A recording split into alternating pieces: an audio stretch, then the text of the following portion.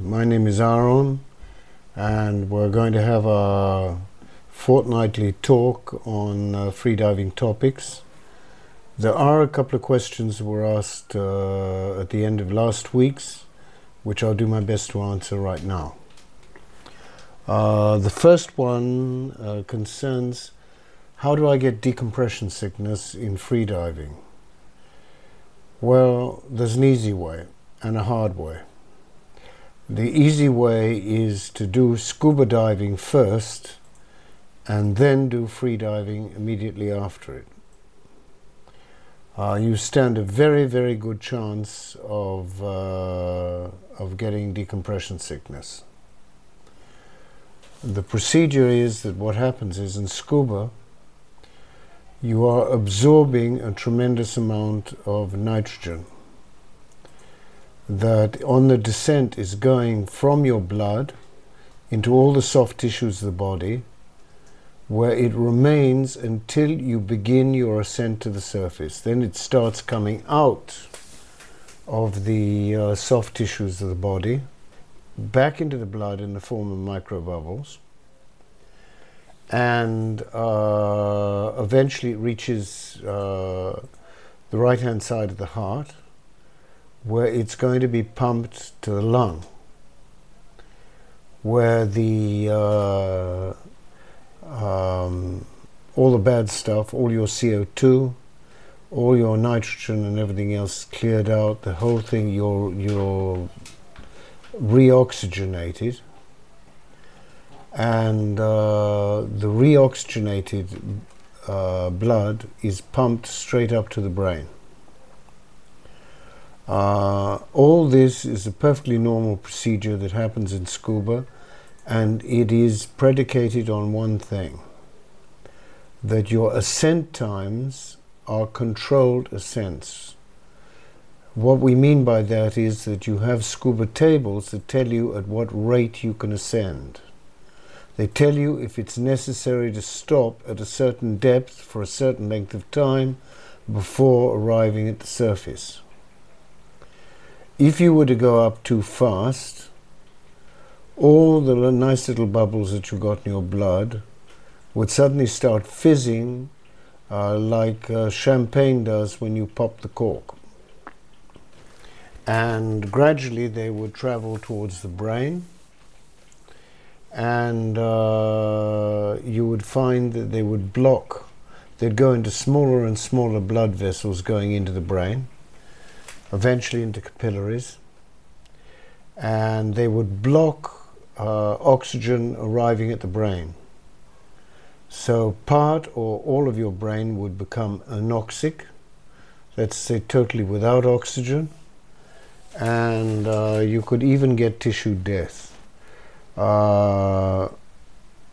Certain things can happen with this. One of them is death, which is the most severe occurrence. The second thing is that you could be paralyzed on one side. This is a brain hit, and actually it is the most likely one. There are several types of decompression sickness, but people who are freediving after a scuba dive are more likely to get a brain hit than they are any.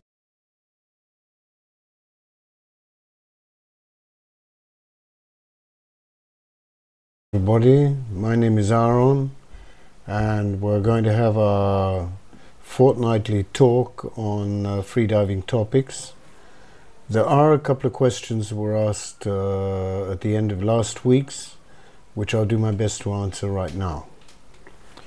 The first one concerns, how do I get decompression sickness in freediving? Well, there's an easy way and a hard way. The easy way is to do scuba diving first and then do freediving immediately after it. You stand a very, very good chance of getting decompression sickness. The procedure is that what happens is in scuba, you are absorbing a tremendous amount of nitrogen that on the descent is going from your blood into all the soft tissues of the body, where it remains until you begin your ascent to the surface. Then it starts coming out of the soft tissues of the body, back into the blood in the form of microbubbles, and eventually it reaches the right-hand side of the heart, where it's going to be pumped to the lung, where the all the bad stuff, all your CO2, all your nitrogen and everything else cleared out, the whole thing, you're reoxygenated, and the reoxygenated blood is pumped straight up to the brain. All this is a perfectly normal procedure that happens in scuba, and it is predicated on one thing: that your ascent times are controlled ascents. What we mean by that is that you have scuba tables that tell you at what rate you can ascend. They tell you if it's necessary to stop at a certain depth for a certain length of time before arriving at the surface. If you were to go up too fast, all the nice little bubbles that you got in your blood would suddenly start fizzing like champagne does when you pop the cork. And gradually they would travel towards the brain, and you would find that they would block. They'd go into smaller and smaller blood vessels going into the brain, eventually into capillaries, and they would block oxygen arriving at the brain. So part or all of your brain would become anoxic, let's say totally without oxygen, and you could even get tissue death. Certain things can happen with this.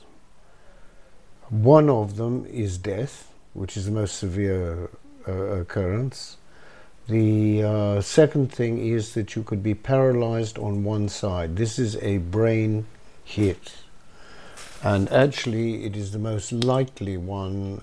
There are several types of decompression sickness, but people who are freediving after a scuba dive are more likely to get a brain hit than they are any other of the various types of decompression sickness.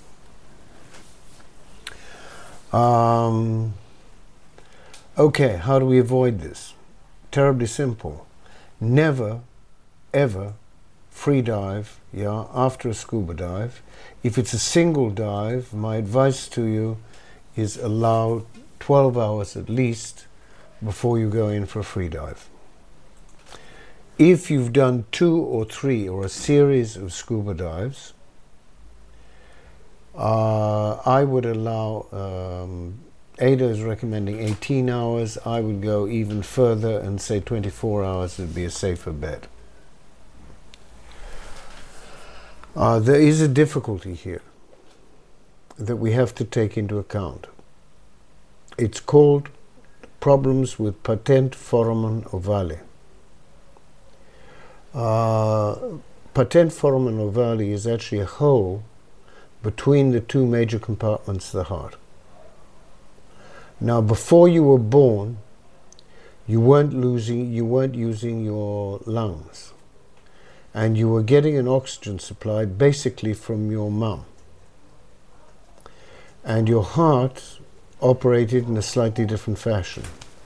Normally, the right-hand compartment of the heart takes the blood that's returned from the body and shoots it to the lungs, where you're clearing out CO2 and all your burnt oxygen, your nitrogen and everything else, and you're reoxygenating the blood. And the left-hand pump, which is the biggest, begins its circulation around the body, and it begins by shooting it up to the brain, which gets the first priority on oxygen. Okay, patent foramen ovale. As I say, before you were born, you had this hole between the two compartments was necessary because you weren't using your lungs. So there was no reason why the oxygenated blood from your mother shouldn't be pumped straight up to the brain. Okay, now with your first breath in the world, this hole is supposed to close. There are something like 3/5 of people, according to the British Sub-Aqua Club, who've done research into this and commissioned research into it, and something like 3/5 of people do have a problem with PFO. Let's say either it doesn't close completely, or it's a very small pinprick opening, or there are cases even where it would normally be closed but open sporadically, and we don't know why. The only reliable way of testing this is, of course, a Doppler testing, which is putting ultrasound barriers at certain places on the body, and a computer that counts bubble count going past the barriers. And if they rise beyond a certain norm, you've got a problem. Now, as we don't know what the story is with this is a very dangerous situation, because if we've been scuba diving, we have a massive amount of microbubbles coming back into the right side of the heart, which are normally cleared out in the lung in a controlled fashion. Now, if they can migrate directly into the left side of the heart and be pumped straight up to the brain, then we have all the best conditions for getting a gas embolism. Decompression sickness type 2, cerebral. And the usual result of that, as I say, is either paralysis or death. Don't do it. Don't play with it. It's not worth it. Can I scuba dive safely? Can I free dive safely before a scuba dive? Yes, you can. Is there a danger to it? Not unless you're doing phenomenally deep free dives. The only other danger I can think of is possibly, in certain conditions, hypothermia. However, in basic terms, there shouldn't be any danger of doing free dives before scuba. Just before I left Israel about 12 years ago to go to Mexico to teach, there was a person who did some dives in Eilat, scuba dives. He did 2 scuba dives. He did a 24-meter dive for 20 minutes, had a perfectly normal ascent with a safety stop for 3 minutes at 3 meters. He then had a surface interval of an hour and a quarter, went for a 15-meter dive where he was again about 20 minutes, and perfectly normal ascent and perfectly within the tables. And then 20 minutes later he went down to a free dive for 6 meters and died. Probable cause, patent foramen ovale. Do you know whether you've got it? Well, good luck. There are situations where we don't recognize what's happening as a scuba dive. Years ago I was doing no limits diving, and my partner, who was my wife, here we have a very good picture of the patent foramen ovale, by the way, which I'll try and show you. From computer to computer will work. Yeah, and this gives you an idea where and what we're talking about. Okay, this was with my wife and with another person who's one of the big names, which we won't mention at the moment. She went down to a warm-up dive with his wife, and it was a warm-up dive, don't forget, on no limits, and she went down to 65 meters, and because of extremely bad planning, let's say an extension bar for this dive which is the bar of which round you wrap your legs, was improvised at the last moment, and some genius put in a bolt that was far too long, so that when she got down to the bottom she found her leg wrapped around the bar but pinned by the bolt. She couldn't get it, she couldn't release herself easily from it. Her partner went sailing up with the lift bag and left her down with the weights and the fishes. At 65 meters, this wasn't a particular problem. She started coming up the rope. She was given air by a safety diver and arrived at the surface. The next dive was proposed to be 100 meters. No. Very, very bad idea, for the simple reason that she had taken air from a safety diver who brought her up to the surface.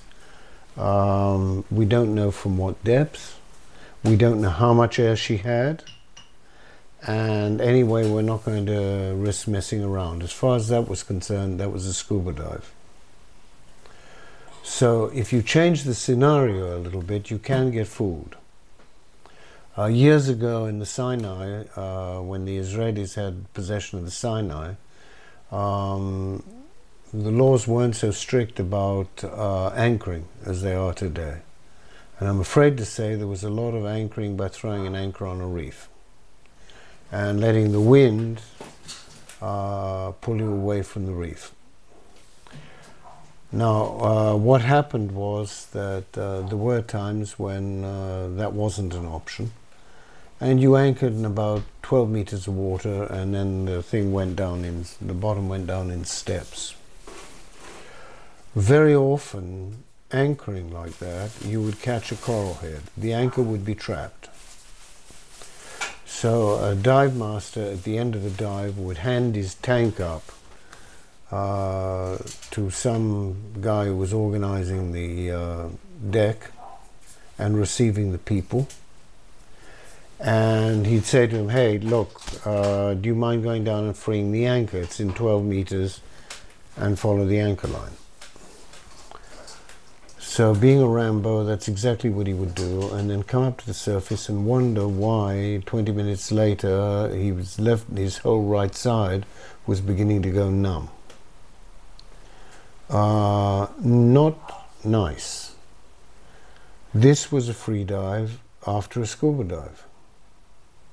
So please be very, very careful of this one. Warn anybody who can, we don't want to do this. Now, I said that's the easy way to get decompression sickness. There's a harder way to get decompression sickness, which is basically for people who are going very, very deep. I would say, well, two ways. People who are doing repetitive dives of around about the 50-meter mark do risk a type of decompression sickness, which can be more or less severe. It can be what's called travana, which tends, the symptoms of it, it's quite weird, because the symptoms of it are rather like type 2, but they disappear on their own, usually without recompression. Other times you definitely need recompression, and it can be, the symptoms can be very severe. So multiple dives, particularly with short intervals to 50 meters, deep fishermen might be tempted to this kind of folly. Is definitely not a good idea. The other way of getting decompression sickness as a free diver are a single very, very deep dive, 244 meters, yeah. If you don't have a stop on the way up, that can definitely do it, as we've seen and as we've learned recently. I don't think you have to go even as deep as that if you're rocketing up to the surface on a sled. It's not so much the amount of gas that we have at our disposal The only thing you have at your disposal is, of course, full lungs. Of course, if you're packing before a deep sled dive, you're getting closer to decompression sickness risk, simply by increasing the amount of gas in the lung, which is being pushed into the blood and from the blood into the soft tissues. When you start coming up, you're coming up a great deal faster than you would be on scuba. A reasonably slow to average ascent rate would be 1 meter a second. Now there are people who are coming up from great depths quite a bit faster than that. That's fast. And with a smaller amount of gas, which is going into your soft tissues, and then from there back into the blood, you stand a very good chance of getting a decompression hit. The recipe for that is, of course, observe a decompression stop on the way up, get off the sled or whatever you're doing at a sane depth, and come up hand over hand and still make a stop on the way to the surface. And if you can't, if you haven't got the air to make a dive like that, don't even think about it. Okay, that's enough about decompression sickness. To the average one of us divers, we're unlikely to find it through repetitive, very deep dives, and even less likely to find it for a single, very deep dive. So it needn't be something that we have nightmares about. However, the one way of getting decompression sickness that is accessible to us all is, of course, going for a scuba dive first and then going for a free dive. So please don't do that. Okay, on to the next question. The next question is concerning somebody who asked me, when's a good time to change from the bifin to the monofin? Most of the ADA courses are built right up through instructor, are basically for people using bifins. Not a bad idea, because at least they will make good safety divers for people who are on monofins. More seriously, when should I do it? Well, the question is, what are your objectives and what's your timetable?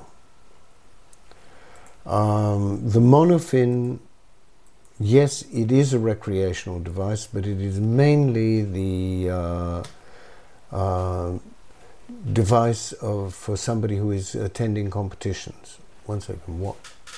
There is a question for later. Right. So this is this is a question. You have to ask yourself, why do I want to learn the monofin? And what's the ultimate objective here, and what's my timetable?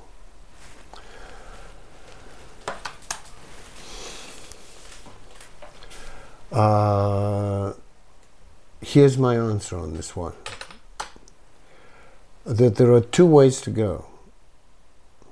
One, a lot of people have extended their depths with the bifin until virtually they've come to a halt.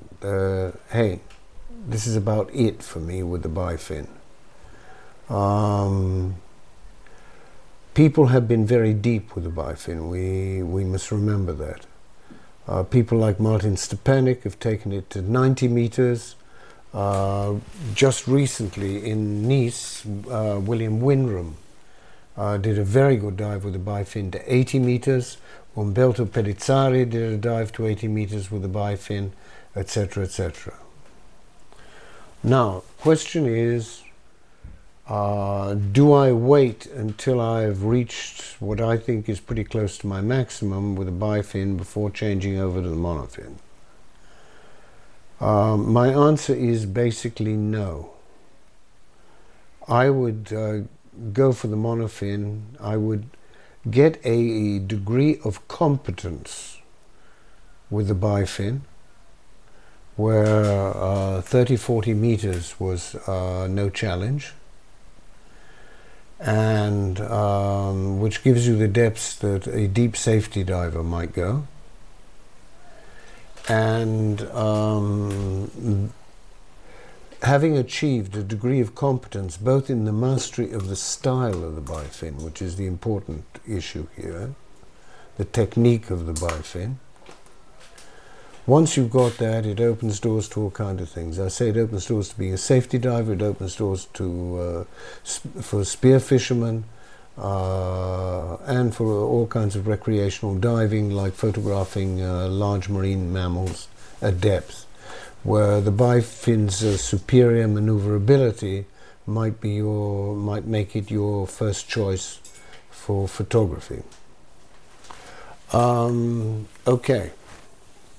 Now, if competition is your bent, I would say you want to, as soon as you've got a degree of competence with your bifin, I would go for learning the monofin.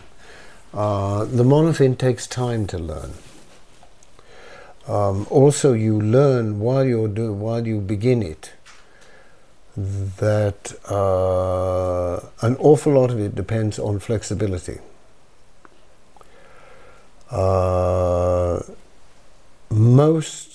An awful lot of people, when they begin using a monofin, do not bother to learn the classical style, and apart from looking absolutely horrible in a monofin, you ask yourself, why are you doing it? Because you're not getting anything like the ability, you're not getting anything like what you should be getting out of the fin.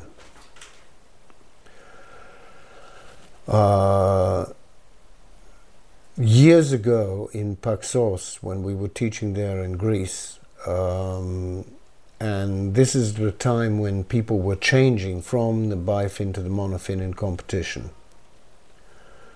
we started to ask ourselves, was this just a bubble? Was it something that, you know, people were going to get fascinated with and then give up on? Or was it really the future of competitive freediving? And there were a few instances, including, I went to the first instructor's course of the Apnea Academy for foreign, let's say non-Italian people. And during that I met a Belgian guy who became a very good friend, and I still write to him from time to time, who was the only person on the course who turned up with a monofin. Now, Umberto was known as the master of the style in the bifin, so one had to question why. But very soon that question went up in smoke, because we were diving to, I don't know, 50 meters, and a lot of people were finding 50 meters quite tough in bifins. In fact, there was even a case of a blackout on the course. On the other hand, this not particularly athletic, certainly not your physical Adonis, man of good middle age, was popping down to 50 meters and popping back up again like nothing happened. Now, I got very impressed with that. The poor man suffered an awful lot of abuse. Umberto came out with the usual thing that only pushtis wore monofins and put a lot of abuse on this. I realized where it was coming from. But it was actually the deciding factor that made us think that, hey, the monofin will take over. Also, we noticed that in fin swimming, once it was done with long fins, and then the monofin came in, and all the speeds decreased by between 25 to 30%. There was even a demonstration done by two Russian champions, one with a bifin and one with a monofin on 100 meters. And the one with the monofin was given a 25-meter start. Sorry, the one with the bifin was given a 25-meter start, and the guy with the monofin beat him on 100 meters. I know we're not dealing with speed here, but we are dealing with efficiency in the water. And there began to be slowly coalescing idea in our heads that, hey, yeah, this was the thing. So we pursued where was the best place to learn this. We were lucky enough to find out that there was a international fin swimming competition being held in Patras in Greece. And one of the guests there was the Russian team, and they were the people that had all the records and everything else. And we began to correspond with two of their trainers. And we began to tell them about what we were doing, and they began to get interested in it. And we said we'd like to hold a seminar in Paxos with different levels of divers and try and find out the answer to three questions. One, was the monofin the best idea for freediving? Two, what style, the classical fin swimming style or some adaptation of it? And three, what stiffness of fin was the best? Well, we got answers to all of those questions, and some of them were quite surprising.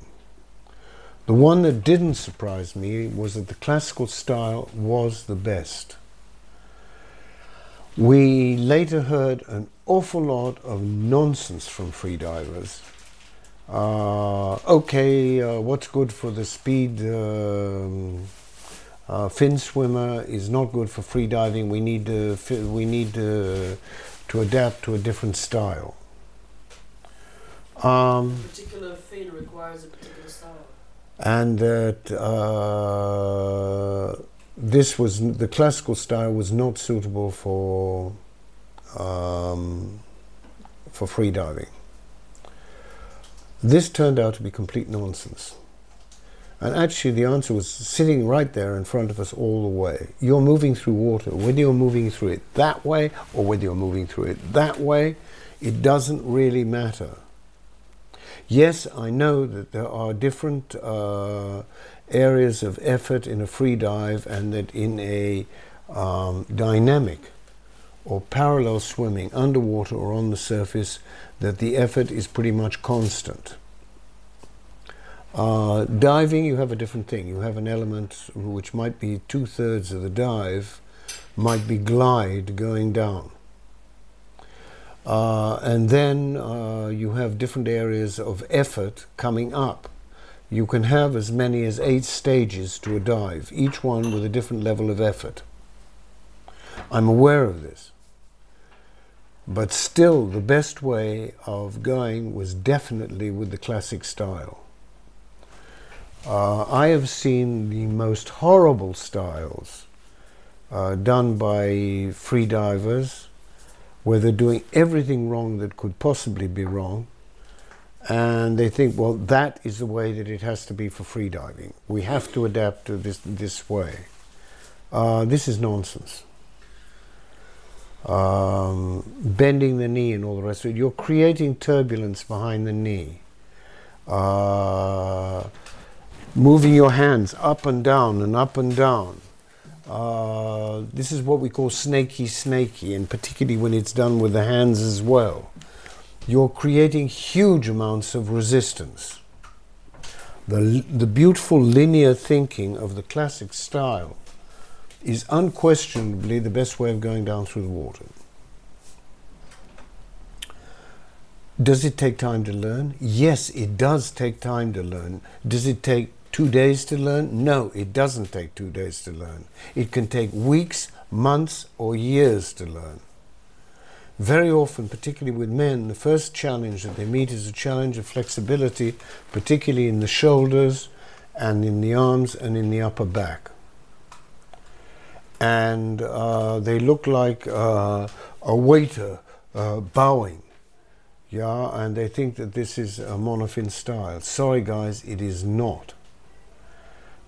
Something I can recommend to you, that there's a very, very well put together instructional video on how to use the monofin, both for dynamic and for constant weight, by Aleksei Molchanov. You can probably write to him directly and get copies of this. He has it in English with a voiceover in English. He does have slight challenges every now and again in English. It took me some time to figure out what buoyancy was, but I did get there eventually. But apart from that, it is really an excellent video. I'm being sarcastic there a little bit, but it's a fantastic video. It's very well made. It's very good instruction. It gives you a template, first of all, of the classical style. It gives you the exercises that you can do and to get a better style, acquire a better style and better flexibility. And finally, it shows you the faults that you want to avoid. So the thing is well thought out, well put together, and I can't recommend it more highly, because as far as I'm concerned, there ain't nothing better around today. I've been trying to encourage Ada that with the idea that a simple explanation with a photograph or 2 or 3 photographs accompanying a lot of verbiage about a monofin course is not going to teach anybody the monofin. And there are not, to be honest, that many Ada instructors who are that brilliant at teaching monofin style. So for that, I would go to a specialist. If you've got in your area a fin swimming coach, he's the person to go to. And don't worry about the people who will try and tell you that for free diving we have to use a different technique entirely. This is absolute nonsense. So here's the final answer. After you've developed a degree of competence in the bifin, that's to say you've mastered the technique and the style of the bifin, and can do somewhere between 30 and 40 meters, that's when I would recommend starting to train with the monofin and not expecting results in 2 days. Because even if you're a champion butterfly swimmer, there are differences, there are things to be learned that are different, and it takes time to perfect the style and perfect the technique. Having done that, your results can be hugely improved. Fin swimmers and swimmers have a saying that a 2% improvement in style is a 2% improvement in results. This is pretty true. Okay, I know that in depth we do have other factors like equalization and tactics and a few other little things, adaptation to depth and a few other things that we have to cope with. However, if those things are looked after, yes, a better style will always give a better result. If you don't believe me, ask Aleksei. His phenomenal dive in the vertical blue just now, the one that he actually came up completely clean from within a few centimeters, getting to 130 meters with a bifin. And okay, he missed a tag. Okay, black tags, Black Sea, and a little bit of quite a bit of narcosis. That's a forgivable error, but it was a clean dive with a clean surface protocol at the end. It was incredibly impressive. So there's your answer over that question. There has a question just come in from Fernando. he's talking about, he asked a question some while ago about swallowing air. He said he did some research and it seems very common among swimmers. Now that I know about it, I don't swallow that much air. Thanks. Yeah. It can happen. Two ways. The most common way is for people learning a nose clip for the first time. And very often they'll come to the surface belching like bullfrogs. The simple answer is this, that normally if you're diving with a mask and you equalize, you take your hand away and there's still a certain degree of pressure in the nose that is released into the mask. Helps to equalize the mask, so you're probably even unaware of this, and it's all good stuff. Now, when you're equalizing with a nose clip for the first time, you equalize and there's no spillage of air because your nose remains closed. So what happens to the air? Very often, unconsciously, we swallow that air. The air goes down to the stomach. When we come back to the surface, we find ourselves belching. Okay.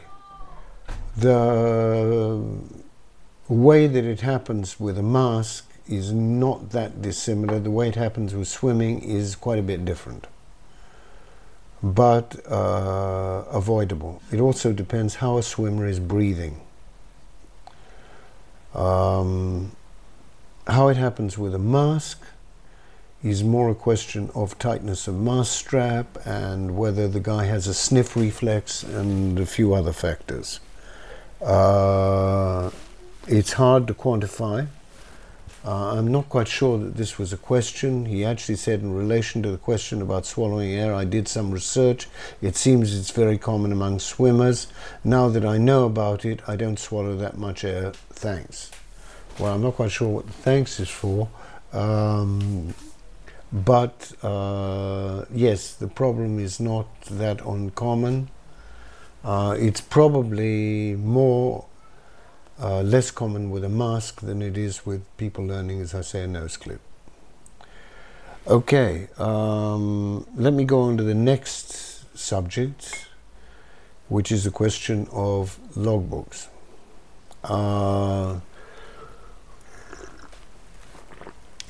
This is vital.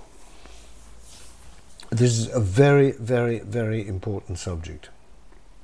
First, I'm going to tell you all the reasons why you should have one, even if you don't go to competition. Most of us who do freediving are interested in progressing. We're not just interested in going down for 30 seconds to look at fish in 6 meters and being happy with that.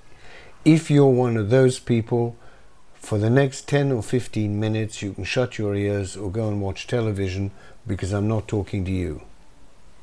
For the rest of the people who are out there who are really interested in improving themselves, improving their results, improving the ease with which they dive, and therefore the pleasure in it, yes, I am talking to you. Now, one of the biggest tools that we can have for going on is the logbook. Now, when you begin to fill in a logbook, you begin to fill in just facts. Okay, I did a breath walk today. Now, wait a minute. First of all, what did I do exactly? Okay, I breathed for 2 minutes. I did 1:20 static. And then while still holding my breath, I got up and I walked for 2 minutes. And when I measured how far I went, I found that I went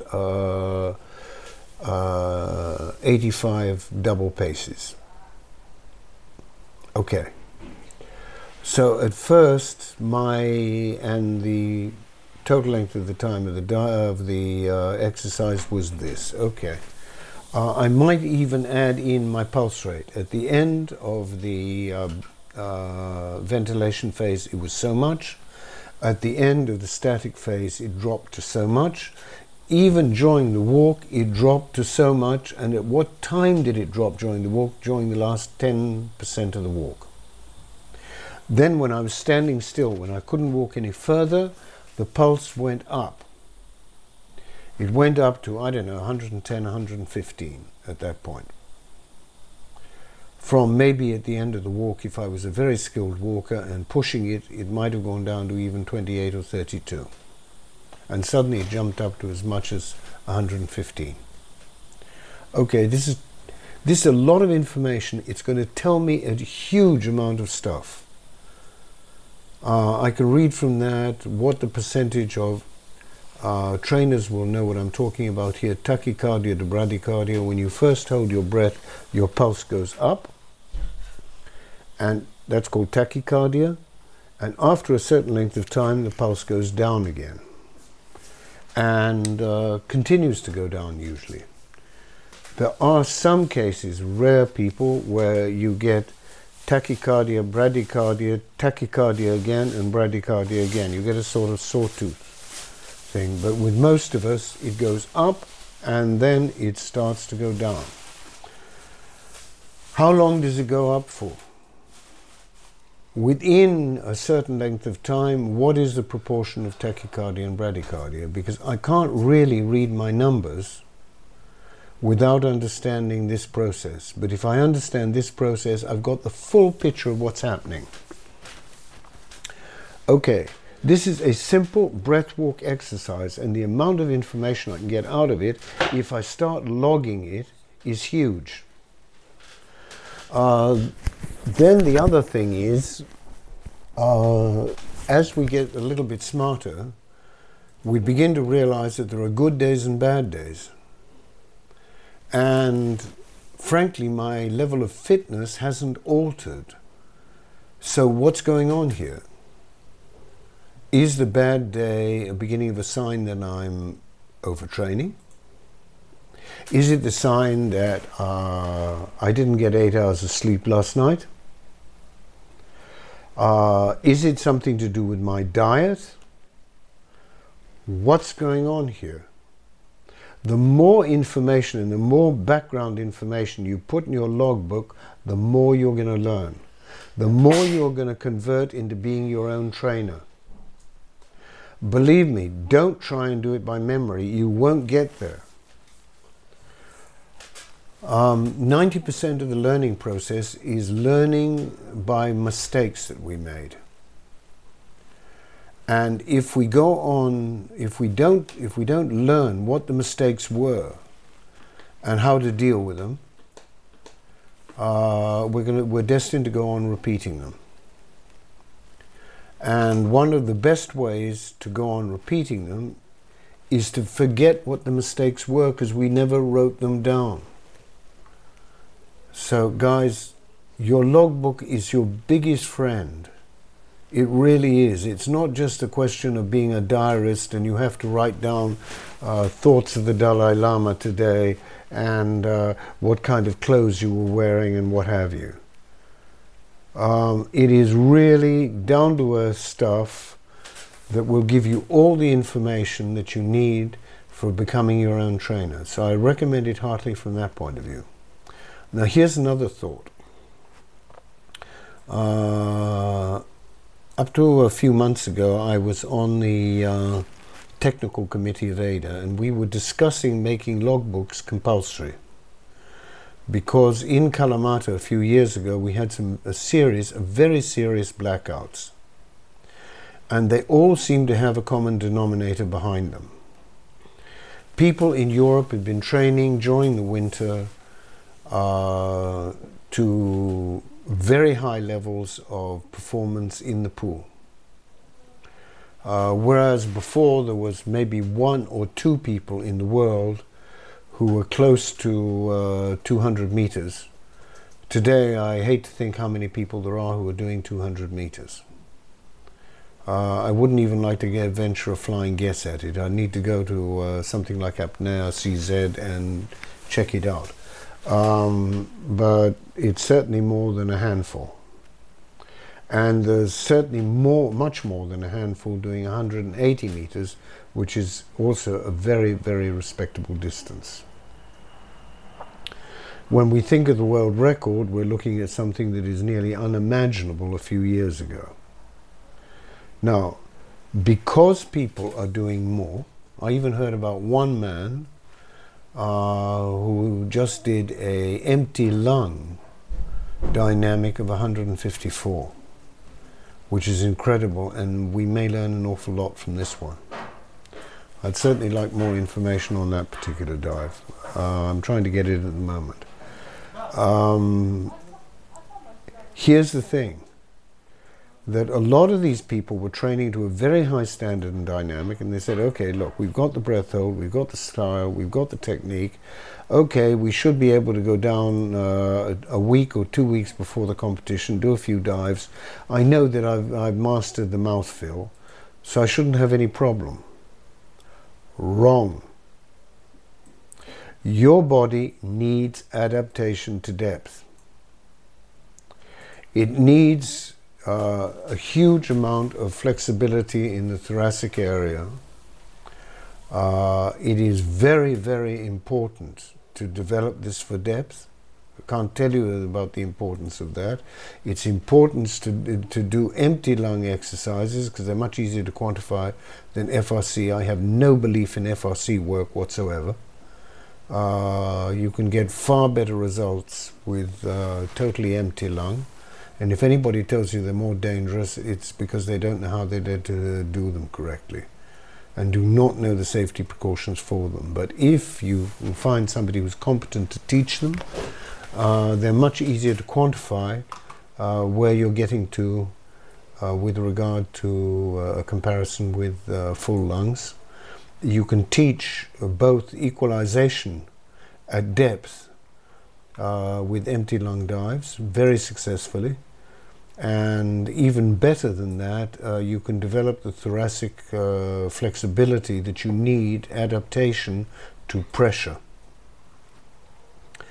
This was the factor that was not happening. Their bodies were not adapting to pressure. It's kind of like Tai Chi. Tai Chi is based on the fact that when I push you, you become insubstantial. You're not there. That's the Tai Chi master. The average idiot, the moment somebody pushes them, they tend to push back. Okay, this is what happens to you at depth. Your body gets squeezed, squeezed, squeezed by the pressure, and there is a sudden point that happens to everybody at a certain depth. The body, the mind, the brain all record this happening at the same time and say, whoop, that's enough. Right then and there is the end of your equalization. You tense up, and the moment you tense up, that is virtually the end of your dive. So, first of all, you need the mental adaptation to pressure, and the next thing that is very, very important is the physical adaptation to pressure, which is gained by doing a lot of flexibility exercises on dry land, and also a lot of empty lung exercises in the water. When you've got both of those together, you're ready to start depth training and not before. And the depth training has to be gradual, incremental, and realizable. No big jumps. And if you're expecting to go from 80 meters to 100 meters in a week where you haven't done any deep diving for a year, forget it, guys. You're looking for a really, really, really nasty accident. At the best, you're looking for a deep water blackout combined with a really nasty trachea squeeze. If you're really unlucky and somebody screws up the safety, could be cancel Christmas. So I would not recommend this one. So here's where the logbooks came in. it was suggested by the technical committee that if we had logbooks, we could see a pattern like this happening, that a guy had 200 meters dynamic, came, thought he could do prepare for a competition in 2 weeks. When did he last dive deep? A year ago. How much was he diving? 80 meters. What did he want to do now? 100 meters. Hey guy, forget it.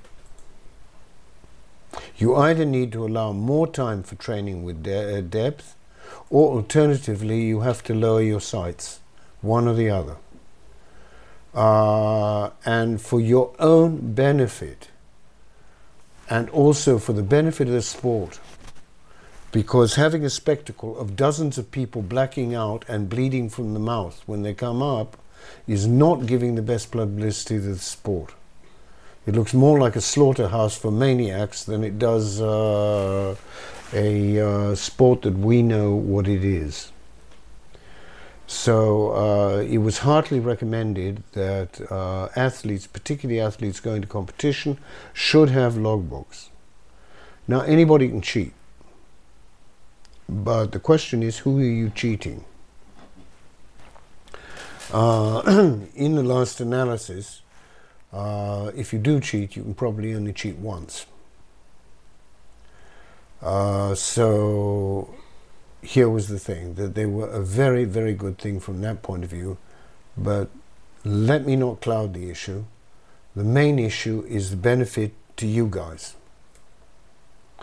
The BFA has very good logbooks.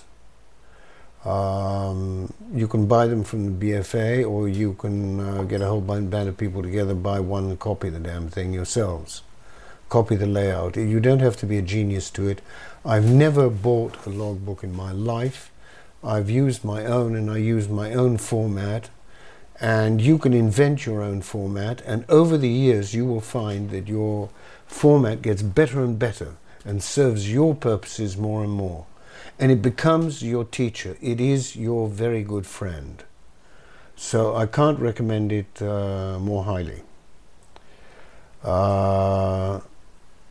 Right. Milena asks, if a person who has herniated discs in the lumbar sacral region of the spinal column, whether you think it's wise to train with monofins or start to train DNF and CNF.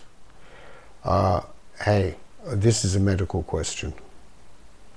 How much herniated, when, where, all the rest of it, this is not a question for me. This is definitely a question for the doctor. How much effort you can put on the lower spine. I would say this could go any way from totally eliminating a diver from diving at all, to confining him to diving totally only free immersion. I'm not sure how much better for a person with that condition, depending on its severity, how much better DNF would be, or CNF. Dynamic no fins or constant weight no fins would be. Depends how long ago, what adaptations have happened in the spine. My advice to you is see a specialist and finally clear up what you think. See a specialist, also see a physiotherapist. Sometimes you get the best answers coming not from a surgeon or anybody else, but through a combination. Somewhere you'll get common sense coming through if you go to a leading sports physiotherapist. In England, there's a superb one that I know who is also the physiotherapist for England rugby. And to be honest, I refer most of my spinal questions to him rather than a surgeon. A surgeon will always be ultra cautious.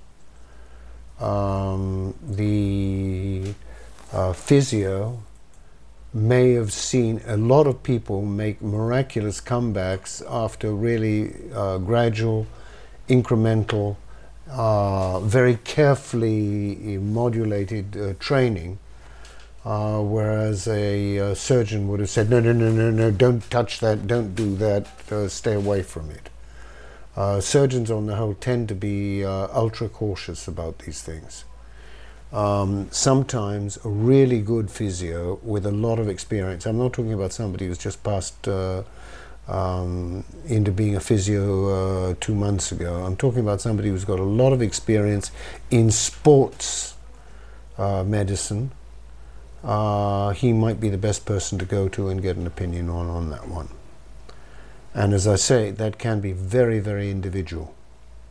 I have seen in yoga, know a person, he's an Australian, who is one of the leading practitioners in the world of Ashtanga Vinyasa Yoga. He was diagnosed, I think, 30 years ago with spondylitis in the spine, and the prognosis was that he would be paralyzed, sit in a wheelchair, and not be able to move for the rest of his life. Today he is teaching the higher levels and demonstrating the higher levels of Ashtanga, doing some positions that would frighten you. You'd get nightmares if you saw them, let alone anything else. And his spine today is a hell of a lot more flexible than most of your 20-year-old males. So I don't know whether that's helped. Again, Rick Roskin has given a very nice comment. I thank him for this comment. He has said it depends what kind of hernia it is. Often it shouldn't be a problem, but that would depend especially on the occurrence of neurological problems. And he says, advice, neurologist, physiotherapist. That's the way I'd go. Yeah, I think he's hit it right on the head. Not the surgeon, go to the neurologist, because that's the sort of end game. And your physio, who may have had cases like this before, who have overcome an awful lot of difficulties. And he will know how gradual and what you can do in what order of things. So good luck with that one. Let me see, we run out of time. Well, we're about to.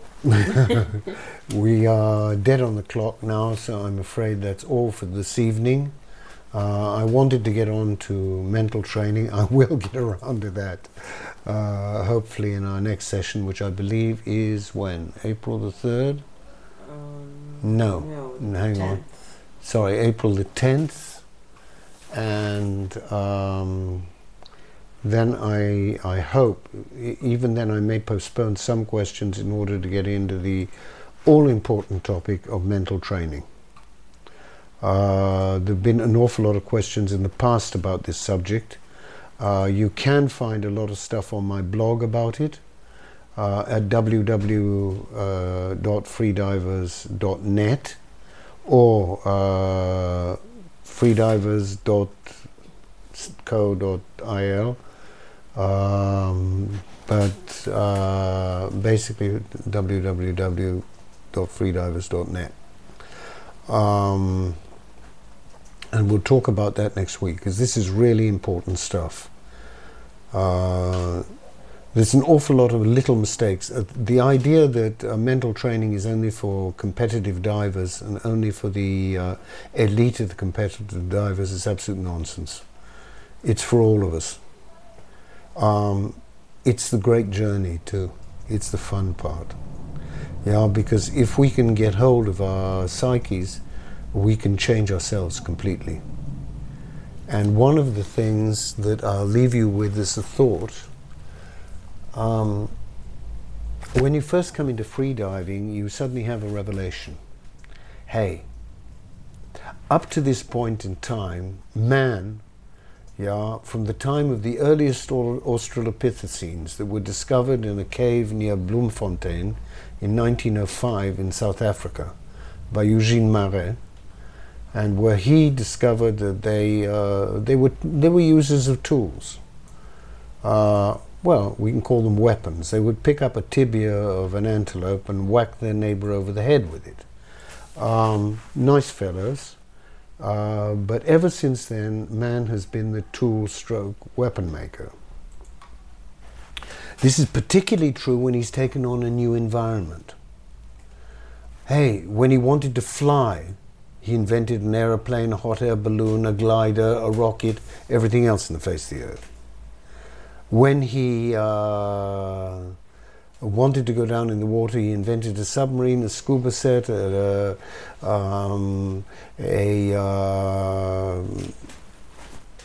hard hat diving suit, all the rest of the stuff.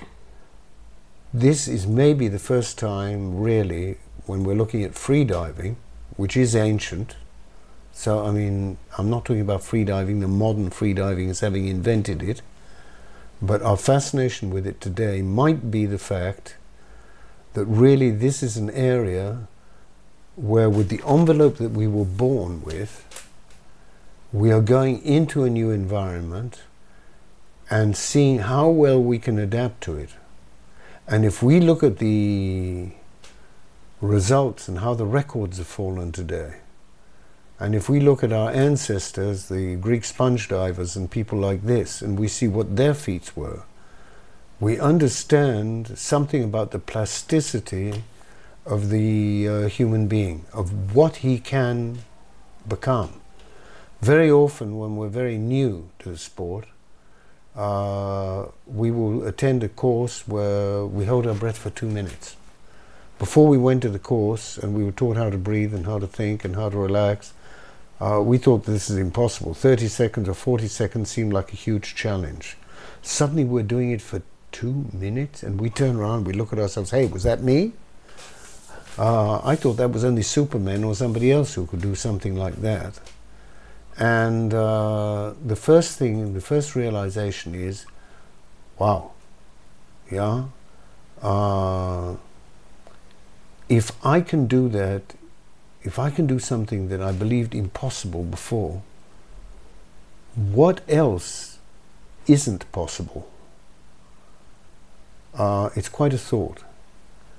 We're really checking out with this what the human being can do, both mentally and physically. And it's, to me, a more exciting journey than even outer space. So I'll leave you with that thought. I'll have to regard it as Israel time and wish you a very good night.